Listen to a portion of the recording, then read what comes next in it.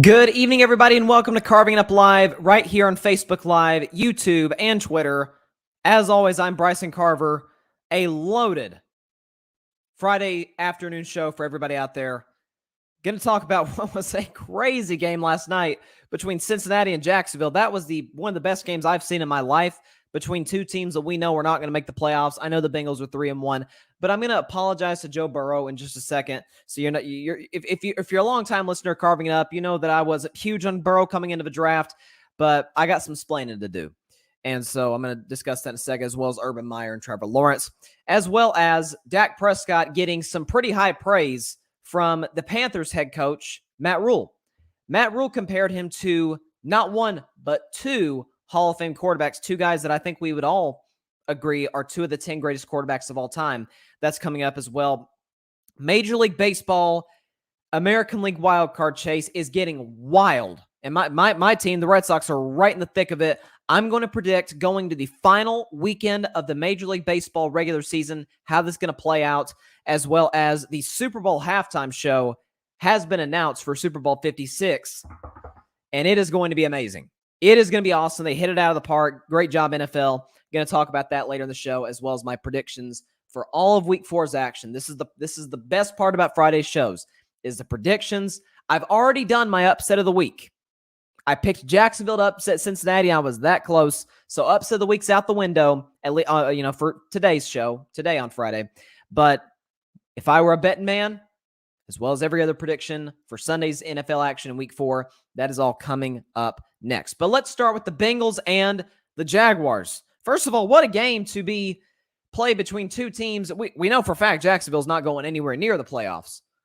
Okay, they're not going to be let in that club. They're going to be kicked out of that club. And then Cincinnati, they're 3-1. Give them their due respect. But in fairness, they beat a Minnesota team that I like, don't love.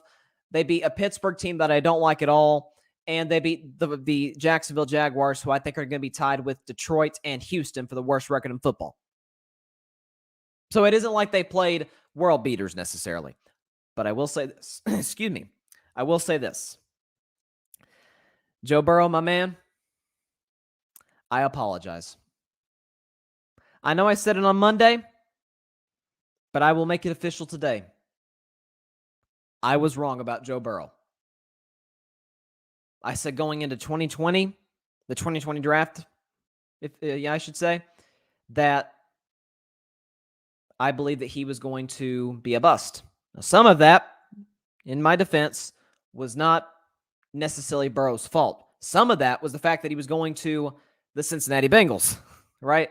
With a cheap owner, a team that has a horrendous offensive line that hasn't gotten any better, a defense that hasn't gotten any better, and a coach in Zach Taylor who, frankly, I don't think is that good.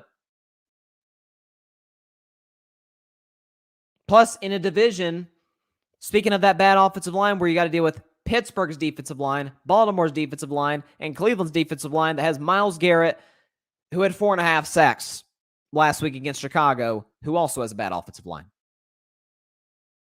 So I feel like the deck was sort of stacked against Burrow. And I even said in college, he didn't have to make any NFL throws. He didn't have to make any throws where it's like, okay, yeah, you got to fit that in a tight window. NFL, though, he's making those throws. As a matter of fact, not only do I apologize to Joe Burrow, I'm going to make a comparison that's going to shock y'all. If y'all know anything about me and how I feel about the quarterback I'm about to compare Joe Burrow to. You know who I see in Joe Burrow a little bit? I see a little Dak Prescott. Not that flashy. They move well in the pocket. They extend plays well. They both have really good arms. They're both accurate. Both have tremendous leadership. Their teammates love them. They can't speak highly enough about them. They're coachable. They're good with the media. They have a tendency to come from behind when down, which Joe Burrow was last night, down 14-0 at halftime. Scored 24 in the second half and played outstanding. I mean, I get it. I get it. It's Jacksonville's defense. I understand. Not exactly the Rams' defense. But again, I got to give credit where credit's due. 348 passing yards, 2 touchdowns, no picks, passer rating of 132.8, and Joe Burrow had a completion percentage of 78%. I can't hate on that. He played great. I mean, I picked Jacksonville to win. I'm like, look, Jacksonville, and this is going to be my Urban Meyer point in just a second. Jacksonville has shown a tendency to get better. I think they're going to shock Cincinnati. Cincinnati's coming off a big road win, division win over Pittsburgh. They're feeling good about themselves. And I think that kind of manifests itself in the first half. Cincinnati looked out-coached, unprepared. Burrow wasn't all that sharp. Defense was, getting run all over, especially even by the quarterback, Trevor Lawrence, who picked up on one drive 3, not 1, not 2, but 3 third down conversions with his legs, including a touchdown to end the drive, to conclude the drive. Burrow overcame that and did an excellent job. And so, Bengals fans, I was wrong. No question about it. Joe Burrow is that dude. He is without a question a franchise quarterback. He is without a question, if he can stay healthy, and some of that's not even his fault either. This is why I did have concerns with him coming into the league. If he can stay healthy, he's going to make a few Pro Bowls. He's not as good as, say, a Justin Herbert or a Patrick Mahomes, but he deserves to be talked about like them. I mean, if you threw Patrick Mahomes in Cincinnati, I'm not saying he's better than Mahomes. I just said he's not. But if you threw Patrick Mahomes in Cincinnati, he might get them to the playoffs, but there's only so far he could go. It kind of helps when you have Andy Reid and Travis Kelce and Tyreek Hill. It helps a little bit, right? So, hey, hats off Joe Burrow. Played outstanding last night. Has played outstanding outside of one game. 3 of the first 4 games of the year, he's played great. And Cincinnati has their franchise quarterback. Now, the somewhat bad news is their schedule doesn't necessarily get easier. Okay, they play the Packers next week. That's Aaron Rodgers. That's a team that's made 2 straight NFC Championship games. That's going to be a tough one to win. They go at Detroit. They're better than Detroit. Okay, they should win that game. But at Baltimore, I don't know. At the Jets, they should win that game. Browns, Raiders, undefeated. Steelers, that's a toss-up to me. Chargers are better than them. Niners are better. Broncos are better. Ravens are better. Chiefs are better. And Browns are better. So the closing part of their schedule is really, really tough. So I don't think they're going to make the playoffs. But there is no question they're better than they were last year. And Joe Burrow's their franchise quarterback. Now for Jacksonville, real quick before I move on to the Dak Prescott topic, I wasn't huge on the Urban Meyer hiring when it happened in January because I didn't like some of the hirings he made to his staff. We all know about the controversy with the strength and conditioning coach that he hired from Iowa that he was forced to fire after the backlash from the media and from the fans. Like, man, of all the dudes you could have hired, you hired this guy who has a record of racism and bullying. Like, you hired that guy over anybody else? I mean, come on. So it didn't get off to a great start. But I'll say this about the Jacksonville Jaguars. And I said this on the show. You can look it up. I might have said it on Monday, and I know for a fact I said it yesterday. Jacksonville is getting better and better every week, right? They got embarrassed by Houston the first game. They looked terrible. Okay? They looked ever so slightly better against Denver, although, of course, they lost. Last week, they had the lead at halftime over the Cardinals. Cardinals are undefeated. Cardinals are a team that I think are going to make the playoffs. This is Kyler Murray we're talking about. This is a good team. Jaguars led them at halftime. And then yesterday, up 14-zip at halftime over the Bengals, who are better than them. So you're seeing the gradual improvement by Jacksonville, and that can be nothing else other than coaching, other than good coaching by Urban Meyer. I got to give him credit. Trevor Lawrence, I thought, played really well. Made some amazing... That throw he made in the fourth quarter at the beginning, my goodness. And Agnew made the nice toe tap on the sideline. I mean, that was the throw of the night. So Jacksonville is going in the right direction. They still got a long way to go. They're 0-4 for a reason. They're not a very good football team. But you are seeing gradual improvement every week, and that is huge. So Jacksonville's going in the right direction. And Cincinnati, I was wrong about your quarterback. He's your guy. Now, front office, you better put talent around this dude. Receiving talent's good. You got the running back. You got to fix this offensive line, or he's not going to have a chance to survive in this league, especially in that division with all those great defensive lines. So that's where I'm at. All right. Dak Prescott, yeah, I mean, y'all know how I feel about Dak Prescott. I love Dak Prescott coming out of Mississippi State. I mean, I could have never imagined he'd have been this great. But listen, he's been the man. And so the Cowboys are playing the Panthers this weekend. Of course, that's going to be a game I will predict along with every other game on Sunday, so stay tuned for that. But Matt Rhule, the head coach of the Carolina Panthers, was asked about Dak Prescott. And you hear coaches give kind of, I wouldn't say cliche, but they kind of all say the same thing about opposing quarterbacks they play, unless they're facing a Mahomes, an Aaron Rodgers, a Tom Brady, a Russell Wilson. Like, we're talking like generational first ballot Hall of Fame talents. Like, unless you're one of those guys, usually they're like, yeah, he's a good player. He reads the defense as well. He makes good throws. Matt Rhule, man. Matt Rhule's a guy I've always liked since he was hired by Carolina. Unlike the Urban Meyer hiring, I loved the Matt Rhule hiring. You can go back to what I said about it a year and a half ago. Loved it. I think he's clearly leading Carolina in the right direction. They're 3-0 for a reason. They got a great defense because he put the attention to detail to that defensive line, and what do you know? They're leading the NFL in sacks. But he was asked about Dak Prescott by the Athletics' John Machada. I'm sorry if I'm saying your name wrong, pronouncing your name wrong. But Matt Rhule said, quote, "When you talk about the Cowboys offense, I think you have to start with Dak Prescott. I watched him last year. I watched him this year. He's superb. He calls the game at the line of scrimmage. He's getting the ball out of his hand. He's the second fastest guy in the NFL from snap to throw, which is emblematic of a quarterback who knows exactly where the ball is going to versus the defense, who is getting in the right plays versus the right coverages, who is making sure that he's protected. It's like watching Peyton Manning. It's like watching Drew Brees call the game at the line of scrimmage. I think what Dak's doing right now is unbelievably impressive. Coaches around the NFL don't exactly compare dudes to Peyton Manning and Drew Brees. You know, two dudes we would absolutely, without question, across the board call two of the 10 greatest quarterbacks ever. I got Peyton at 3 behind, obviously, Brady and Montana, and I've got Brees around 5, 6, 7, that area. Means every record that Tom Brady and Peyton doesn't hold, Drew Brees holds. So he had an unbelievable career. But this is what you're starting to see. This is why Dak is not only a franchise quarterback, but he is clearly an elite quarterback, and I think a top 5 quarterback.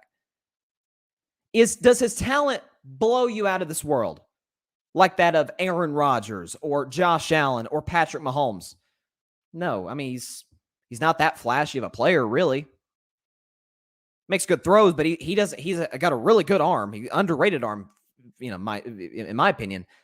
But he's not Brett Favre or Mahomes. I mean, he can't sling it 100 yards. He can't run like Lamar Jackson or Michael Vick. But what does Dak Prescott do? He does everything really, really well.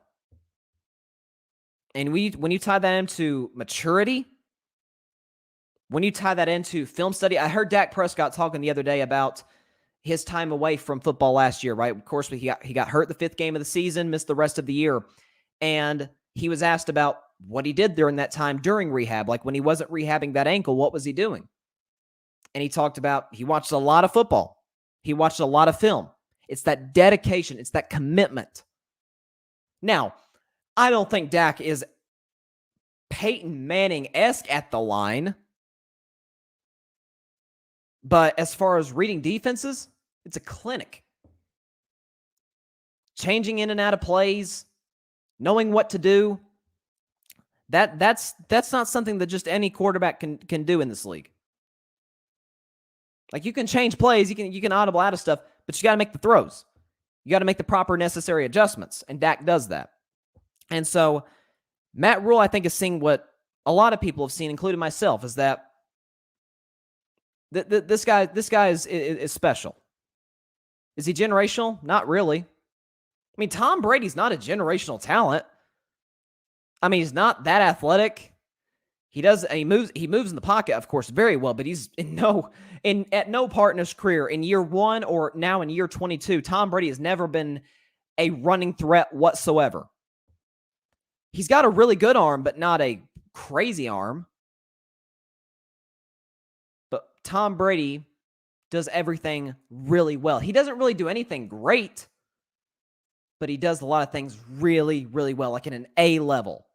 It's the same thing with Dak Prescott. And so when you hear praise like this from a coach who I have a lot of respect for, not just because he said this about Dak, I've always liked Matt Rhule. Matt Rhule turned a struggling Temple program into a team that I think won 10 games one year. He went to Baylor, got hired by Baylor in the midst of the Art Briles scandal. The year before they hired him, Baylor won 1 game. And Matt Rhule, within 3 years, had them in the Big 12 championship game taking on Oklahoma. So this dude can coach. And within 2 years at Carolina, they go from a terrible defense to number 1 in the NFL. They go from decent offense to look at Sam Darnold throw for 300 yards a game. So Matt Rhule knows what he's talking about here. And listen, I think this praise of Dak Prescott just validates what I've always said about Dak. He's the man. He's a franchise quarterback, doesn't even begin to describe him. He's a phenomenal leader. He's a special dude, special awareness at the line of scrimmage. As Coach Rhule talked about, this is why the Dallas Cowboys finally gave him his money. You saw Dallas without Dak last year. It was a train wreck. It was an absolute train wreck. So I've always said value is more apparent when somebody is gone than when they're there. You don't really know how valuable somebody is to whether it's a business, whether it's politics or sports, a team, any team setting. You don't ever know how valuable somebody is until they're not there. Well, Dak wasn't there last year, and they were just hard to watch. So I think it tells you a lot about him. Okay, Major League Baseball, the playoffs start next week. I can't wait, y'all. I'm about as excited for this year's playoffs in baseball as I've been for one in a while.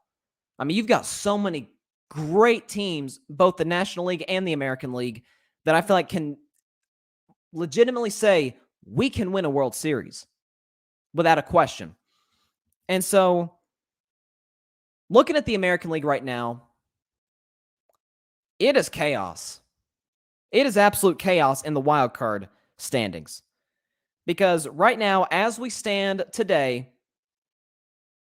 at whatever it is, the time of this recording, 4:13 Eastern, October 1st, the wild card standings in the AL. Okay, so the Yankees are up 2 games on second place. So the Yankees are almost secured to at least play in the wild card game, if not to host the wild card game. Then you got 2 teams tied for second, my Red Sox, my Boston Red Sox, and the red-hot Seattle Mariners. But a game behind second, you've got the Toronto Blue Jays, who have caught fire in the second half of the season. So you got all kinds of chaos right now. So I'm going to go and make a prediction right now before I get into the Super Bowl halftime show discussion. Yankees are going to get in. They've got a 2-game lead over Boston and Seattle. They're going to get in the playoffs. I think they're going to host the wild card game.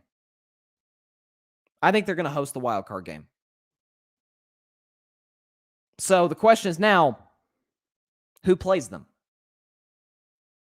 And I think that's all going to be settled by the Red Sox going to Washington. The Boston Red Sox play the Washington Nationals in a 3-game set. I think Boston takes 2 of 3. I don't think they sweep. I hope they sweep. I hope I'm wrong. But I think they only get 2 out of 3.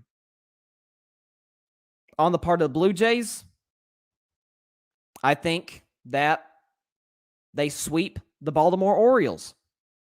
So Toronto plays the Orioles this weekend. I think Toronto sweeps them.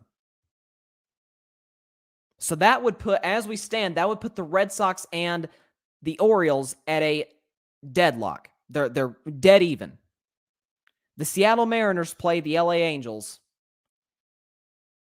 And I think the Angels are going to win 2 of 3. I really do.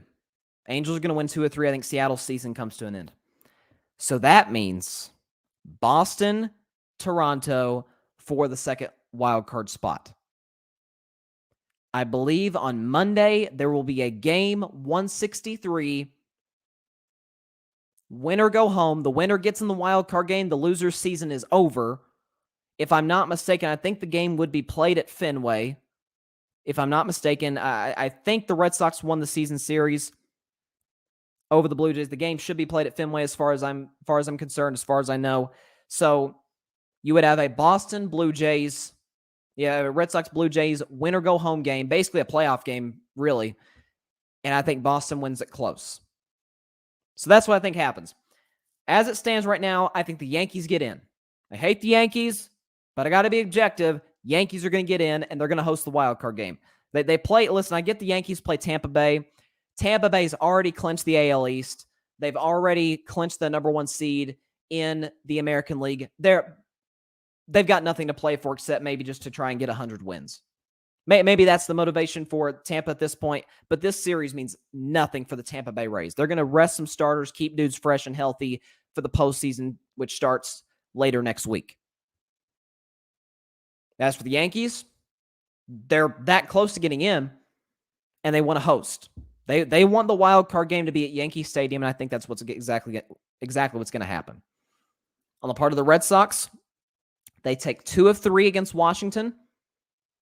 The Mariners lose 2 of 3 to the Angels, and because I think the Angels want to play spoiler, and the Blue Jays sweep Baltimore, which would put the Blue Jays and the Red Sox with the same record, and it knocks Seattle out. So Seattle's out. They're done. Boston, Toronto, winner go home, game 163. Boston wins. They play the Yankees in a winner go home wild card game, which I really hope happens. I'm fearful of it because my Red Sox have not played well at all at Yankee Stadium this year, especially as of late. Heck, they haven't played well against the Yankees, period. Forget it, just Yankee Stadium. It's not been pretty, but that's how I feel. Can we beat the Yankees? I don't know. What do you think, John? You're a Yankees fan. Paraskevas, if you're watching out there, I know you're a Yankees fan, so we'll see. But as far as how the standings are going to shake out these next 3 days, I think that's how it's going to happen. So before I get into my Week 4 NFL predictions, and before I get into my wild card, right, not my wild card, my Super Bowl halftime show discussion that the NFL hit it out of the park with, let me go and give 2 birthday shout-outs. Today, October 1st, 2020, is the 97th birthday of our former president, Jimmy Carter.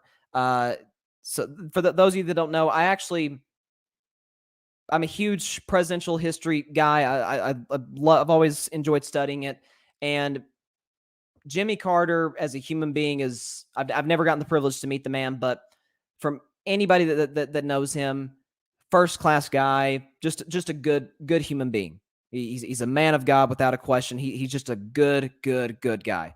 So best wishes, Jimmy Carter. Happy 97th birthday. The oldest president, the oldest, longest lifespan that any president has ever had. So happy birthday to him. And a more important to me, happy birthday to my dad, who turned back. Oh, I gotta stop myself. I'm not gonna say how old he is, but his birthday's tomorrow, October 2nd. So happy birthday, Dad. People out here may not know this, but my dad is actually a big reason that I'm even behind this mic talking to you guys right now.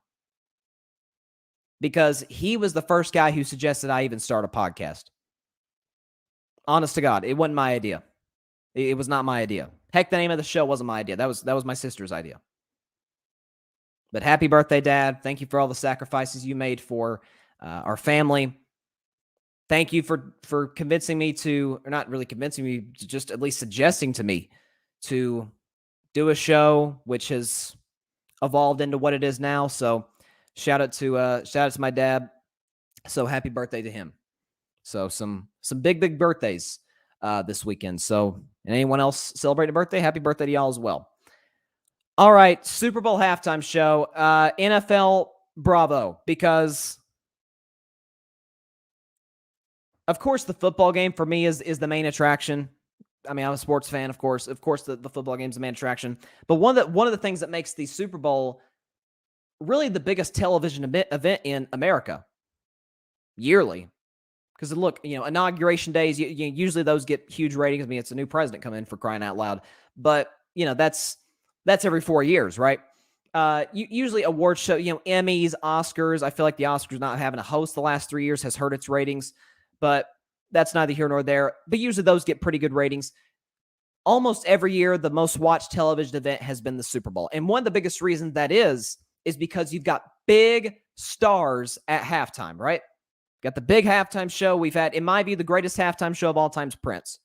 Back in, I think it was Super Bowl 41 in Miami, Florida, between Peyton Manning won his first Super Bowl that night against the Chicago Bears in the driving rain. And ironically, Prince was performing Purple Rain in a complete monsoon. I mean, it was insane. So Prince is the greatest all-time Super Bowl halftime show in my view. There's been some other great ones. I thought Michael Jackson in the 90s was amazing, but there was plenty of amazing halftime shows. And I felt like in Super Bowl 52 and 53 in Minnesota and Atlanta, respectively, I thought they flat out stunk. I thought Justin Timberlake would put on a show, maybe a little bit of redemption from the first Super Bowl halftime show that he did, and it fell flat. It wasn't interesting. I didn't love it. A year later, Maroon 5 did it, and it was a complete crap show. I mean, it was a mess. And so what the NFL realized is we got to get not just singers and performers, we got to get entertainers to do the halftime show. And boy, did they do that in Super Bowl 54. J-Lo and Shakira were outstanding. This year, people were oddly critical of this year. I have no idea why. I thought The Weeknd, considering the COVID restrictions, you couldn't have, of course, have fans on the field.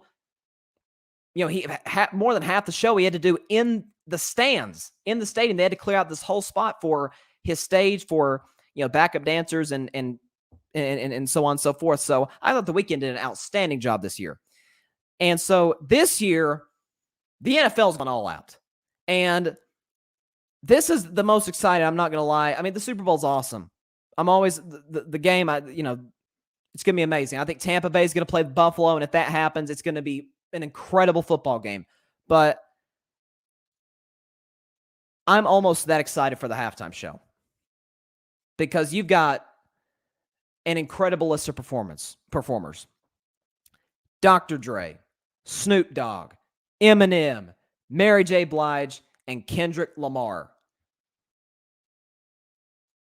Bravo, NFL. This is like the first, it is LA. Of course, Snoop's from LA, Dre's from LA, Kendrick Lamar's from LA. So this is really the first hip-hop halftime show, rap hip-hop halftime show that the NFL's really ever had at the Super Bowl. Really. So I think it's going to be excellent. Snoop Dogg, legend. He hasn't been doing a ton of music recently. Obviously, he's an exceptional businessman. Same could be said about Dr. Dre. Of course, he's got the headphones that have become huge. Kendrick Lamar is, of course, right in the middle of his prime. He's had a few great years of success. Mary J. Blige is outstanding. And then Eminem, in my opinion, is one of the 5 greatest rappers of all time. I heard somebody make a joke that Eminem is from Detroit. And somebody said that Eminem is the closest Detroit has or ever will come to a Super Bowl. So there's that. But it is going to be outstanding. And I can't wait. I think it is going to be one of the better halftime shows of the last decade that the NFL's ever had. I know you've had Beyonce, you've had Lady Gaga, you've had Bruno Mars. They all had really good ones. I think this is going to hit them all out of the park. I really do. So I'm excited. As a rap fan in general, this is just pretty cool for me personally. I'm sure for a lot of you out there. So shout out NFL for this. Y'all did it here. Y'all made it happen. So this is going to be an excellent halftime show, and I can't wait. Super Bowl 56, Inglewood, California, the beautiful SoFi Stadium. It is going to be phenomenal. Can't wait. By the way, those halftime performers, just FYI, combined 43 Grammys and 19 number one albums between those 5 performers. So NFL went all out. Shouts to them. Alrighty. Week 4 is kicking, or has already kicked off. I'm 0-1. Upset of the week. I've already got that out of the way for this week. I picked Jacksonville to upset Cincinnati. I was close. I did say, though, Cincinnati would not cover, so I was at least partly right on that. They were favored -7.5. They, of course, won on a game-winning field goal. So, Vegas wasn't all the way in on that. But Week 4 is got some pretty intriguing matchups, especially the big one at the end. The big one at the end, we all know what I'm talking about. But before I get into my predictions, Week 3 last week, best week I've had predicting games thus far. I went 13-3. I feel great about myself. Each week I started 9-7 in Week 1, got 2 wins better in Week 2, 11-5, got 2 wins better in Week 3, 13-3. And my overall record in general is 33-15. So I'm feeling good about myself. I'm like Josh Allen. I get better and better each week. That's what I'm doing. So let's start. You got 2 1-2 football teams, the Washington football team and the Atlanta Falcons. So you got 2 teams. Washington's coming in off a loss. Atlanta's coming in off a win. Atlanta beat the Giants. Giants are terrible. You got Washington, who got absolutely just smoked by Buffalo, as I thought they would last week. This is a game in which on the road, Washington is favored -1.5. So they somewhat like Atlanta, but they're giving Washington a slight edge on the road at Mercedes-Benz Stadium. Both defenses are terrible, which I did not think I'd be saying that about Washington, but Washington's defense has been a total mess at the start of the year. And so I think Atlanta will score some points, but I think the same could be said about Washington. I like Ron Rivera more than I do Arthur Smith. Rivera is an excellent coach, excellent game planner. I think Washington will come in ready to go. And I have the Washington football team covering easily and winning this game 32-23 over the Atlanta Falcons. They even the record at 2-2. Atlanta drops to 1-3. I had Atlanta winning like 4 games this year anyway, so I wasn't big on them at all. All right. This was almost my if I were a bet man, but this is just too easy. Houston Texans, Buffalo Bills. The only stories really right now about the Houston Texans is just Deshaun Watson trade rumors. We have no freaking clue how that's going to turn out. It is an absolute mess. The Texans are a poorly run franchise. We know almost nothing about the Deshaun Watson situation as of late. Will he get traded? There's some Eagles rumors out there. I have no idea. Buffalo, on the other hand, as I just told you a few minutes ago, I think they're going to go to the Super Bowl. Josh Allen is on fire right now. Emmanuel Sanders, who was an excellent free agent addition, caught a couple touchdowns last week against Washington. Stephon Diggs is a baller. Cole Beasley, as crazy as he is, he's played well, and that defense has showed up. So with that said, Buffalo, by the way, favored -17, so Vegas loves them. I love them. Buffalo wins easily by 3 touchdowns, 38-17. 38-17, Buffalo Bills win this game. I don't think it's really that hard to see the talent difference in these two teams, to see the coaching difference in these two teams. It's not really a shot at David Culley. I think he's a decent coach, but Sean McDermott is as good as it gets. I mean, he turned Buffalo from kind of a laughingstock franchise into one that we all acknowledge. Yeah, they're right in that discussion with Kansas City. No question about it. So let's go to an NFC North game. This is a weird one. This is a weird one because the head coach of the home team, the Chicago Bears, who host the Detroit Lions, a division matchup, Matt Nagy said today that his quarterback decision going into Sunday afternoon's contest is undecided and will be a game time decision. We could see Justin Fields. We could see Andy Dalton. And we can maybe even see St. Nick himself, Nick Foles. We have no clue. So with that said, y'all know I don't like Detroit. Y'all know I think their coach is a nut. I'm going to take the Detroit Lions to win this game. Bears are favored -3, so Vegas is saying it is a pick-em with the Bears at home. I think Detroit wins this game, 24-20. At the very least, they know who their quarterback is. They gave Baltimore last week, who I think is going to win their division, all they could handle. I mean, it took a 66-yarder to beat them. And we all know Baltimore's better than Chicago. I know Detroit's going on the road. I only had Detroit winning 2 games this year. This will be one of them. This will be the first win in the Dan Campbell era, which I don't anticipate will be that long. Lions will win their first game of the year. Bears right now are a complete laughingstock. I think even more than Detroit because of they don't know how they're handling the quarterback situation. The offensive line's terrible. The GM's definitely going to get fired. The coach is right there with them probably. I've defended Matt Nagy for a while. I can't really anymore. He put his quarterback in an awful position last week. Justin Fields in his first start got sacked 9 times.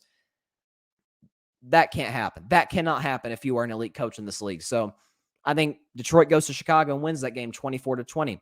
Let's go to Indianapolis and Miami.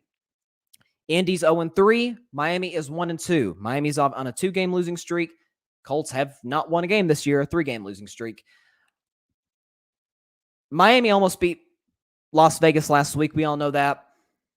With Tua out, Jacoby Brissett came in, I thought played really well. I mean, that last drive was outstanding. I mean, Miami's down 8, 25-17, they're down 8. Brissett leads them down the field, runs for the game time, runs for a touchdown with 2 seconds left. They get the 2-point conversion. They send the game into overtime, and they fought tooth and nail with the Raiders until the very last kick, which won it for the Raiders in overtime. Miami's they're not a better roster than Indianapolis, but as crazy as this sounds, I trust Jacoby Brissett more than I do Carson Wentz. I think it's that simple. I had the Colts winning the AFC South. I'm throwing that away. Tennessee's better than them. I'm going to take the Miami Dolphins, who are favored -2 in this game. I think they cover and win this game close, 27-23. Something else to remember, Jacoby Brissett, this is kind of a revenge game for him, right? He's going to be fired up for this game. This is his old team. This is a team that let him walk. I mean, I'm sure he's watching the Colts and he's like, you passed up on me for this guy who was making bad decisions and throwing interceptions and fumbling and can't stay healthy, and you passed me up for him? Come on, man. I think Miami wins this game, evens their record at 2-2. Colts drop down to 0-4. It's not that it's a bad football team. It's that they got a quarterback that none of us trust, that they don't even trust. There's no question about it. Let's go to a really interesting one. You've got the Cleveland Browns on the road at the Minnesota Vikings. Listen, Browns have looked decent. They fought Kansas City tooth and nail in week 1 until Baker kind of unraveled in the fourth quarter. Okay, they beat Houston. They beat Chicago. Thus far, I think Cleveland's exactly where we thought they'd be, 2-1. We thought they'd lose to Kansas City on opening day, and they should have beaten Texans, but they didn't even cover the spread against a bad Texans team at home. They took a while to put away Chicago, who couldn't do anything offensively. It took till the fourth quarter to finally put away the Bears. Now they're on the road in Minnesota, a team that's probably feeling pretty good about itself. Their first 2 games were both close road losses.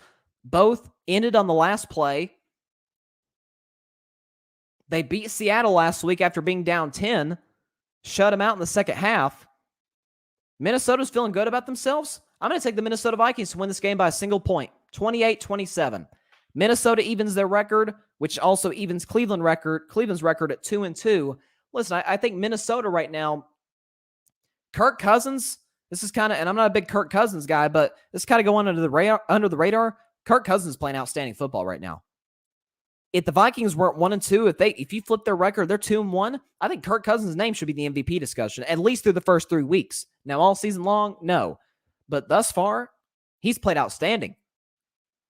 The Vikings' defense hasn't been great, but to be fair, they have played Kyler Murray and Joe Burrow and, whoever the Texans played. I think it was Tyrod Taylor and then Davis Mills. I'm thinking about the Browns. No, they play Russell Wilson. So Joe Burrow, Kyler Murray, Russell Wilson, all 3 of which are better than Baker Mayfield without a doubt. I think Minnesota wins this game close. Not in a game-winning field goal, as they've lost on the first 2 games of the year. But Cleveland's a better team than Minnesota, but I think it comes down to the fact that I trust Kirk Cousins more than I do Baker Mayfield. And if I trust Kirk Cousins more than I do your franchise quarterback, that's not good, because Kirk has a tendency to shrink in big games, whereas just Baker's just kind of average all the way around. At least he's consistent, though. Let's go to the New York Giants taking on the New Orleans Saints. This is the Saints' first game of the season at home, at their true home, at the Mercedes-Benz Superdome. This will obviously be a huge spectacle. The amazing fans of New Orleans who have been through so much, of course, over the last 15, 20 years with all the hurricanes. The most recent one, Hurricane Ida, which made the Saints have to play in Jacksonville in week 1. The Saints have really impressed me out the gate. They really have. They've impressed me to this point because, look, they've basically been living in a hotel for a month. Training camp, they had to move from New Orleans to Dallas. They had to practice at Jerry World. Then they had to play a home game, in quotes, in Jacksonville, and they demolished the Packers. Okay, they lost to a really good Carolina team on the road. They go up to Foxborough and completely control the game, both offensively and defensively. So being at home, the Saints are favored -7.5. So Vegas loves the Saints in this game. And the Giants, on the other hand, have looked like a mess. I had the Giants as second in the division to Dallas. I thought Dallas was going to win the division easily, and they, of course, are. But I at least have the Giants in second. That they look like the worst team in the division. That includes Philly. I think Philly's better. Washington's better. Giants are not a good football team. With a quarterback they're going to move on from, Daniel Jones. I've got the New Orleans Saints winning this game 28-17. They do cover the spread. They go to 3-1. The Giants drop down for the second straight year to 0-4. Let's go to one that is starting to get more interesting.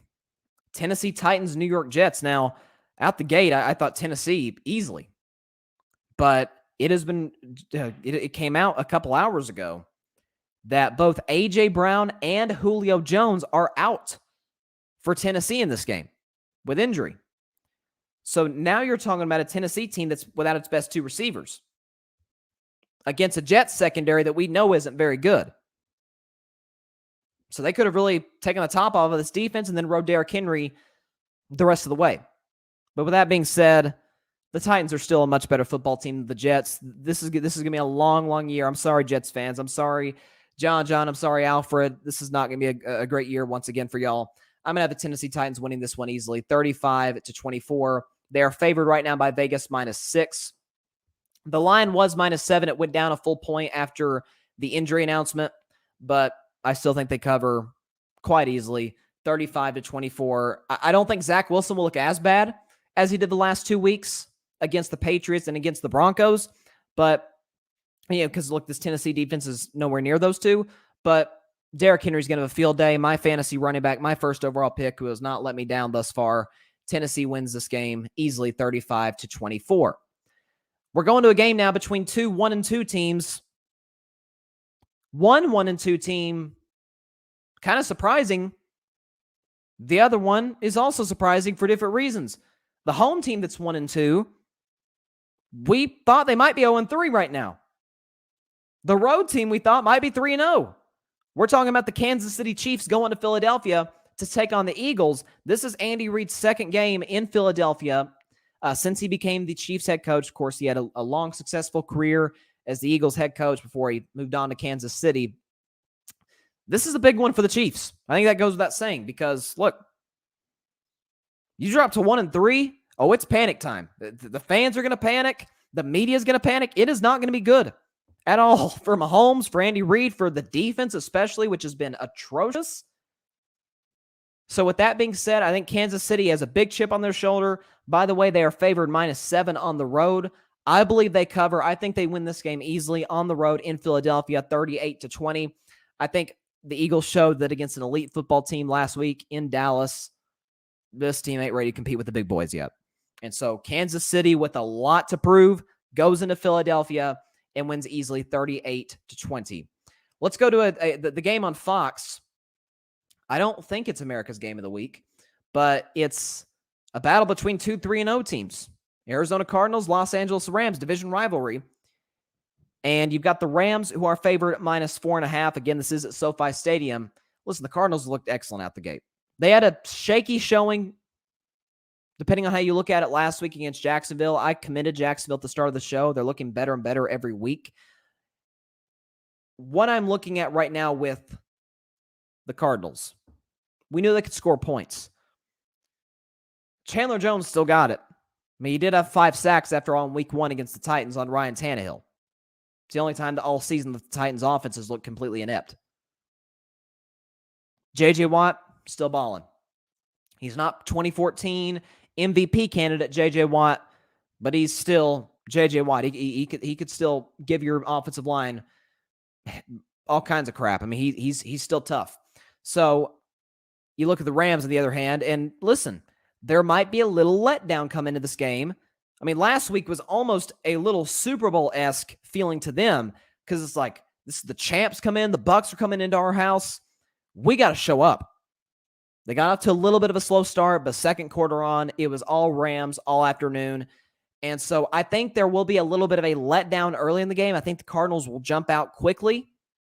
But with that said, I will take the Los Angeles Rams to not cover the spread. It's -4.5. I think they just come short of that, winning by 4, 34-30. I think the Rams go to 4-0. They stay undefeated. As I said on Monday, right now, this is the best team overall in the entire National Football League. The Cardinals are going to be a playoff team, but they're not on the level of the Rams quite yet. They're not a Super Bowl contender, so I've got it 34-30 Rams. And we stay in the NFC West with another NFC West battle. You got the Seattle Seahawks on a 2-game losing streak going to San Francisco to play the 49ers, who lost a close game last week against the Packers that came down to a Mason Crosby 51-yarder that beat them in the end. Right now, the Niners are favored -2.5. So they're giving Seattle a shot without a question. The Vegas guys and gals are giving they're giving Seattle a shot. Right now, when I look at this game, this is going to be kind of desperation mode for the Seahawks. Kind of like Kansas City going to Philadelphia. But the Niners aren't exactly the Eagles. They're a couple steps above that. Coaching, quarterback, O-line, defense, receivers. I mean, it's not like we didn't know that going into the season. Seahawks-Niners almost always play tough, close games in Santa Clara. I think Russell Wilson, due to his playmaking, just like Aaron Rodgers last week, is going to keep the Seahawks in it all throughout. I think he's going to have a fantastic game. But as I said before the season, I got Seattle making the playoffs, but it's only because of Russell Wilson. Only because of Russ. Because this defense is not very good. It wasn't good last year. It's not this year, even with Jamal Adams. And so with that said, I'm going to take the San Francisco 49ers to win this game and cover the spread 28-24. Like I said, it's going to be a close game. It's going to come down to the wire, but I don't see Seattle as a Super Bowl contender the way I do San Francisco. I mean, I had San Francisco tying the Rams at 14-3 with the Rams winning the division. So San Francisco's a great team. Listen, Jimmy Garoppolo is playing really well. He played excellent last week against Green Bay. He showed Kyle Shanahan and all of Niners Nation that, hey, Trey Lance is the future, but I'm still the guy right now. I can still play. When I'm healthy, we're an elite football team, and I think he's showing that. And I think he'll show that on Sunday once again at home against Seattle. 49ers will get their first home win, go to 3-1, and win 28-24. This is a fun one. You've got a game right now. This is the first one we've had thus far, at least predicting on this show, that has had an even spread. No team's favored. No team's an underdog. Even spread. Even Steven, baby. Baltimore Ravens, Denver Broncos. Baltimore's on a 2-game winning streak, beating Kansas City and beating Detroit in 2 wildly entertaining games. And the Denver Broncos, who are 3-0. But the only thing about the Broncos is the 3 teams they beat are a combined 0-10. It isn't like they've beaten the Chiefs or the Rams or the Buccaneers, like Jacksonville and the Jets and the Giants. They're not exactly world beaters, to say the very least. I will give Denver at least a shot. They're at home. They're a hard team to play at home. The Ravens are their second straight road game. With that said, though, Baltimore's the better team. I think the Denver hype is starting to get a little bit out of control. But I'll say this, if Denver wins this game, I'm on board. I'll be on board the bandwagon for them as a possible playoff team. That said, I'm going to take the Ravens to win this game, win at 31-24. Again, there basically is no spread. Vegas says dead even line, but I will take the Ravens to win this game at 31-24 and go to 3-1 and give the Denver Broncos their first blemish of 2021. So we go to now the big CBS game, 4:25 Eastern. That was supposed to be, I guess, kind of the big game for CBS, the way they scheduled it. But right now it's looking like there's a pretty clear advantage for one team. Pittsburgh Steelers, Green Bay Packers. Listen, Big Ben's done. He's done. He's not that guy anymore. He can't push the ball down the field. The Steelers asked him to throw up 50 times. In Big Ben's defense, I'll give him this. They still cannot run the football because their offensive line run blocking is atrocious. Najee Harris has gotten off to a bad start. You're going to Lambeau. The Packers are coming off a big momentum win against the Niners. They're feeling great about themselves. I'm going to take Packers to win this game easily. They're favored -6.5. They cover the spread and then some, 34-17. Pittsburgh can't score. Pittsburgh couldn't score on Cincinnati. And while I'm not a big Packers fan of them defensively, I'm not a huge fan of them defensively, they're certainly a team that they're better than the Bengals. Of course, offensively, but defensively as well. They're at home. They're going to beat Pittsburgh 34-17. And so with that said, the final game that will be played Sunday, Tom Brady will lead his Tampa Bay Buccaneers into Foxborough to take on his old head coach, Bill Belichick. This is, without a question, the most anticipated NFL regular season game in history. Because you've got the greatest quarterback of all time taking on the most accomplished head coach ever. He's not the greatest coach ever. That's Bill Walsh. The most accomplished head coach ever in Tom's old stomping grounds. Which brings me to my segment called We're a betting man. We're a betting man. The Patriots are favored the Buccaneers are favored -7 in this game. Give me that and then some. If you are betting this game, take the Buccaneers big. Mac Jones played bad last week. He's having to live up to the Tom Brady shadow, the ghost of Brady, which will be showing up in the human form of Tom Brady on Sunday Night Football on NBC in Foxborough, Massachusetts. Tom's going to get a huge ovation from the crowds, no doubt about it. Everybody's going to be wearing their blue number 12 jerseys. The road fans, of course, going to be wearing their pewter number 12 jerseys. Tom Brady, after all the reports that have come out the last couple of weeks, really the last couple of years, would want nothing more than to go back home against his old coach who wouldn't give him a voice, who, as his trainer said, as Tom's trainer, Alex Guerrero, said, wouldn't give Tom a voice, wouldn't give Tom any input, wouldn't give him as much as a compliment if he ever played well. Never. Tom Brady would love nothing more than to dominate the New England Patriots. I think that is exactly what is going to happen. The Buccaneers win this game, and it's not even close. 45-19. It is an absolute domination on every level. First of all, Tampa Bay is coming off their first loss in almost 2 years. Last week against the Rams. This one's not even going to be a contest, without a question. So Tampa Bay wins easily, 45-19. If I were a betting man, take Buccaneers -7 and then some. So with that, that's all the time we have for tonight's show. Thank you all for stopping by. Had some great topics today. The halftime show come up in Super Bowl 56 months from now. Bengals, Jaguars. Dak has been compared to Peyton Manning and Drew Brees. My predictions for the Major League Baseball AL wildcard finish. And week 4 is going to be something else. And Sunday Night Football, we all know, is leading off Carving It Up Live on Monday at 6 Eastern, 3 p.m. Pacific time on Facebook Live, YouTube, and Twitter. Be sure to catch Carving It Up at that time. Enjoy the weekend. Enjoy some great football. God bless you.